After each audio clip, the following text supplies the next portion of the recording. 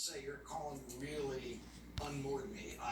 You make a very strong case. Well, I appreciate it, Lawrence, and it was a surprise to me because I watched the Senate election in Alabama where Jones, the Democrat, won coming out of nowhere. You watched the by-election in Pennsylvania. You watched the one in Ohio, and the one in Ohio was most striking because this was a district that had not sent a Democrat to Congress in over 3 decades, and still hasn't. Trump won by 11 percentage points, and the Republican candidate almost seems to be. So here he is. The world is flat. Mr. Friedman, the globalist shill. The New York Times globalist shill spouting along with Madman O'Donnell here that Trump is still the bad guy because this typical Jewish socialist communist, and that's what he is, he's right out of the Bolshevik Saul Alinsky Bible. Globalism at all costs, as long as we get to rule the Goyim. Right, Friedman? Yeah, that's really what this is all about. And he will never stop pushing that globalist agenda because at the core of his DNA, he's chosen. And they can go through borders and find careers anywhere they want to go. And they think they have the right to reduce all the Gentiles of the world to their slaves. And so anybody who stands up for nationhood, sovereignty, individual rights and liberties is an affront to this guy. You're supposed to bend your knees to the state. They did this in Egypt, guys like him. They did it in Germany. They did it in Russia. It never ends well.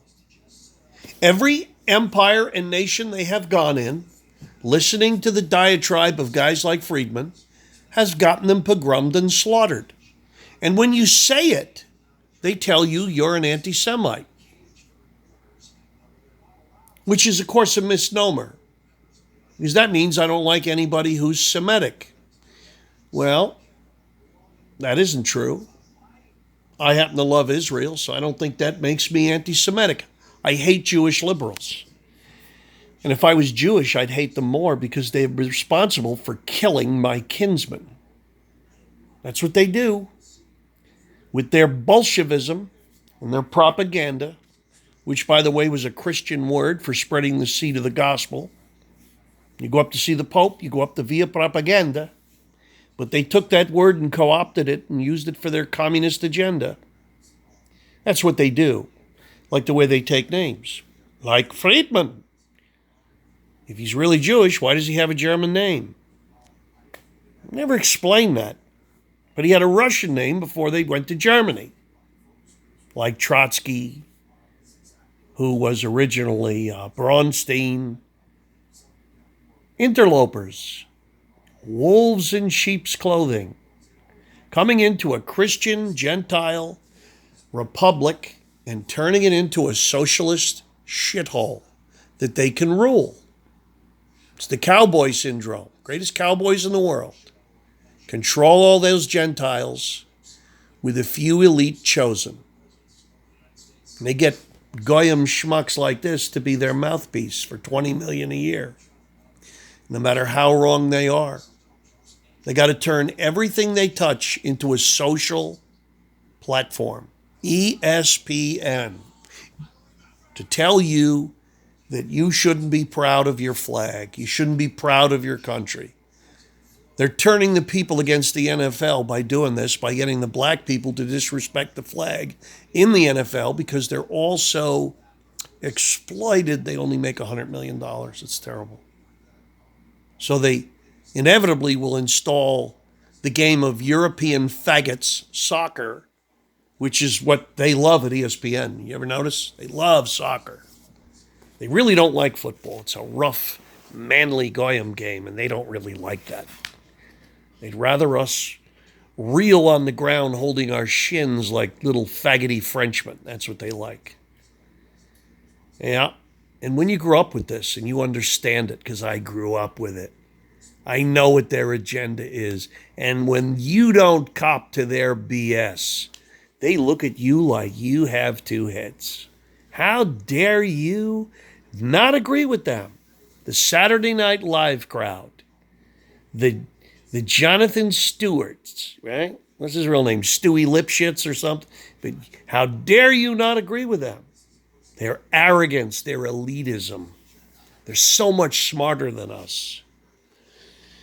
And then they wonder why they end up in Birkenau and in Auschwitz and Treblinka. And you tell them, see, when did that not happen? Exodus. The Grand Inquisitor Thomas D. Torquemada, who was Jewish himself. When does it not end that way? Tell me when with Assyria, Babylon, Persia. When does it not end that way? Read John chapter 8:44. They don't learn. They're so smart, they don't learn the eternal lesson of something as fundamental as survival. And this guy who wrote "The World is Flat," we're not going to have borders anymore.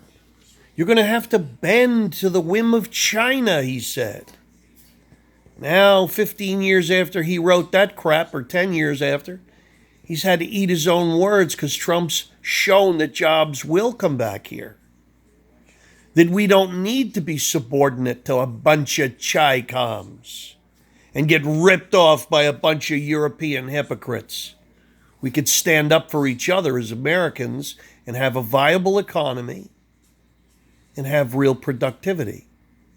But the libtards don't want that. They want you to be part of the bigger monolith. How dare you would aspire to be more than just one brick in the wall? How dare you believe that there's such a thing as American exceptionalism?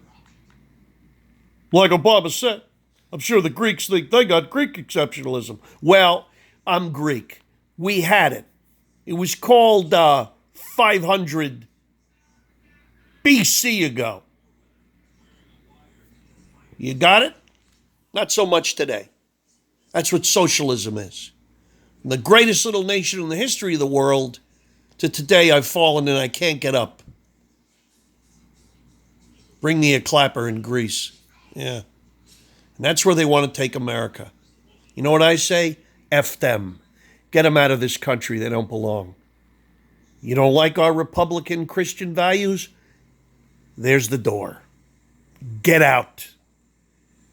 Have your European socialism and have more.